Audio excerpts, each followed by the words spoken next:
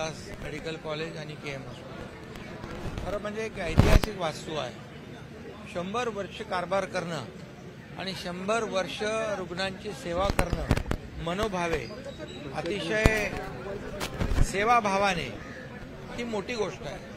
आणि म्हणून मी शताब्दी वर्षानिमित्त मी सर्व डॉक्टर्स, डीन आणि सगळा स्टाफ, नर्सेस असतील, वॉर्डबॉय असतील, स्वच्छता कर्मचारी असतील, सगळ्यांनाच मनापासून मी अभिनंदन त्यांचं करतो, त्यांना धन्यवाद देतो. कारण हा 100 वर्षाचा कार्यकाळ फार मोठा आहे आणि त्यावेळच्या लोकसंख्येप्रमाणे हे हॉस्पिटल उभं राहिलं. 20 लाख लोकसंख्या त्यावेळेस असेल, आता 2 कोटीच्या वरती आहे. आणि त्यामुळे खऱ्या अर्थाने एक जसं आपण ही मुंबईची लाईफलाईन रेल्वेला म्हणतो तशी ही देखील मुंबईची जीवनदायी आहे. इथं येणाऱ्या प्रत्येक माणूस एका विश्वासाने येतो, आपले प्राण वाचतील, आपल्यावर उपचार होतील अशा अतिशय आशेने येतो. आणि इथले डॉक्टर्स आणि इथला सगळा स्टाफ आलेल्या रुग्णांवर आपल्या कुटुंबातलाच एक व्यक्ती आहे अशा भावनेने उपचार करतो आणि तो रुग्ण बरा होऊन परत जातो. खरं म्हणजे हीच उपलब्धी आहे. आणि म्हणून हे डॉक्टर आणि सगळा स्टाफ जो आहे तो अतिशय सेवादारी आहे. आणि त्याचबरोबर हॉस्पिटलमध्ये रुग्णांची संख्या पाहता मी मागे एकदा एक सरप्राईज व्हिजिट दिली होती, त्यावेळी 6 वॉर्ड बंद होते रिपेरिंग. त्या वॉर्डमध्ये देखील मी आता एका वॉर्डमधली पाहणी करून अतिशय उत्तम तो वॉर्ड तयार झाला आहे. असे 6 वॉर्ड पूर्णपणे सगळ्या सोयी सुविधांयुक्त तयार झाले. त्यामुळे पेशंटची संख्या आता आणखी यांना जास्त पेशंट स्वीकारता येतील. परंतु यामुळे हा जो काही ताण आहे, या हॉस्पिटलवरचा लोड आहे, तो कमी करण्यासाठी आणखी एका इमारतीची आवश्यकता आहे. त्यामुळे आयुष्मान शताब्दी टॉवर या ठिकाणी उभा करण्याच्या मी सूचना आयुक्तांना दिलेल्या आहेत आणि त्याप्रमाणे त्याचं काम सुरू होऊन जाईल आणि जवळपास 1001 पेशंटना त्याचा लाभ मिळेल.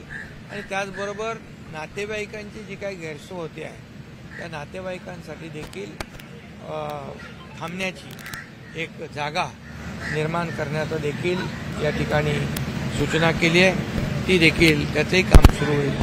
मी जे रुग्ण औषध देखील परवडत अशा रुग्णांसाठी देखील मोफत औषधं देण्याच्या सूचना मी दिल्या. 0 प्रिस्क्रिप्शन ती देखील जवळपास अनेक रुग्णांना त्याचा लाभ मिळतो, परंतु 100% रुग्णांना या ठिकाणी त्याचा लाभ झाला पाहिजे अशा देखील मी सूचना दिलेल्या आहेत. त्याची अंमलबजावणी होईल.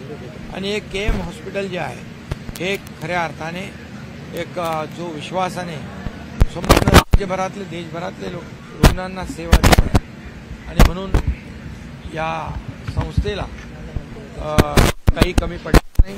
मुंबई महापालिका आहे, राज्य सरकार आहे, यामध्ये कुठेही काही कमी पडणार नाही. जेव्हा जेव्हा आवश्यकता भासेल तेव्हा तेव्हा राज्य सरकार आणि मुंबई कॉर्पोरेशन या संस्थेच्या मागे उभी राहील. तुम्ही म्हणालात की मी ऑपरेशन करतो, डॉक्टर नसतो. संकल्पना मांडल्यानंतर आमचे दोन्ही उपमुख्यमंत्री आम्ही बसून ताबडतोब त्याला काय म्हणतो आपण ती योजना साकारली आणि त्याला आम्ही सर्वांनी मिळून मान्यता दिली. एक टीम वर्क म्हणून आम्ही काम केलेलं आहे. त्यामुळे हे श्रेयवादाची बिलकुल गोष्ट नाही. हे काय श्रेय घेण्याचं काम. लोकांच्या जीवनामध्ये आपण काय बदल घडवू शकतो, मला काय मिळालं यापेक्षा मी महाराष्ट्रातल्या जनतेला काय देणार, ही भावना ठेवून आम्ही 2.5 वर्ष काम केलं. ही पुढची 5 वर्ष देखील आम्ही असंच काम करू. आता देवेंद्रजी मुख्यमंत्री आहेत, आम्ही टीम म्हणून काम करू आणि लोकांना पदावरनं बऱ्यापैकी गदारोळ सुरू आहे. तुम्ही चर्चा करायला सुरुवात केली पवारांसोबत की मुख्यमंत्र्यांची वाट बघताय? मुख्यमंत्री आल्यानंतर त्या चर्चेमधून सगळे प्रश्न सुटतील. तुमचे जे प्रश्न आतापर्यंत आले सरकार स्थापन होण्यापासून ते सगळे सुटत गेले. ते आम्ही सगळे सोडवले. त्यामुळे खरं म्हणजे देशमुख सरपंच देशमुख यांची हत्या अतिशय निर्गुणपणे झालेली आहे आणि त्यामुळे अतिशय दुर्दैवी घटना घडली आहे आणि त्यामुळे जे जे कराड असतील, वाल्मिक आणि आणखी कोणी असतील, कोणी एकही त्याच्यातून सुटणार नहीं. यांना अशा प्रकारची निर्गुण हत्येला शताब्दी महोत्सव था और ये शताब्दी महोत्सव मनाया है और इसलिए मैं यहाँ पर सभी डॉक्टर, डीन, सभी स्टाफ, सभी लोगों को बहुत बहुत बधाई देता हूँ, शुभकामनाएं देता हूँ. 100 साल लोगों की सेवा करना ये छोटी बात नहीं है और इसलिए इसके जो पेशेंट्स हैं वो एक विश्वास के साथ यहाँ दाखिल होते हैं और इसलिए पेशेंट की संख्या रोजाना बढ़ती है और इसलिए इस अस्पताल में और एक बिल्डिंग की आवश्यकता है. इसलिए मैंने म्युनिसिपल कमिश्नर को कहा है कि आयुष्मान शताब्दी टावर यह बनाया जाए और उसकी प्रक्रिया शुरू कर दी जाए. वो भी शुरू हो जाएगी और पेशेंट की कैपेसिटी बढ़ जाएगी और यहाँ जो रिश्तेदार आते हैं पेशेंट के, उनको भी जो असुविधा होती है यहाँ वहाँ बैठना पड़ता है, उनके लिए भी एक जगह ऐसी हो जाए ताकि वो वहाँ पर आराम से बैठ सकते हैं, उनको जगह मिल सकती है. और जो लोगों को दवाइयाँ नहीं एफोर्ड कर सकते उनके लिए भी मैंने आयुक्त जी को कहा है कि 0 प्रिस्क्रिप्शन जो अंतिम स्तर पर है उसे तुरंत लागू किया जाए. ये सभी हो जाएगा और ये केम अस्पताल और तेजी से अशाच नवनवीन व्हिडिओसाठी पोलीस माझा न्यूजचं यूट्यूब चॅनल सबस्क्राइब करा.